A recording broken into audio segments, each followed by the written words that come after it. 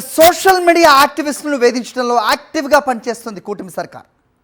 పల్నాడు జిల్లా పిడుగురాళ్లకు చెందిన social media activist వెన్న రాజశేఖర రెడ్డిని హైదరాబాద్లో పోలీసులు అదుపులోకి తీసుకున్నారు. కేసు వివరాలు తెలపకుండా అక్రమంగా అరెస్ట్ చేయడంతో మాజీ ఎమ్మెల్యే కాసు మహేష్ రెడ్డి హైకోర్టులో హెబియస్ కార్పస్ పిటిషన్ వేశారు.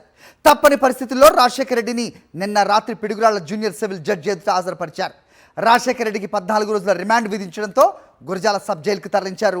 కూటమి ప్రభుత్వం అధికారులకు వచ్చాక వెన్న రాజశేఖర రెడ్డిపై అక్రమ కేసులు బనాయించి పలుమార్లు అరెస్ట్ చేసి జైలుకు పంపింది కూటమి సర్కార్.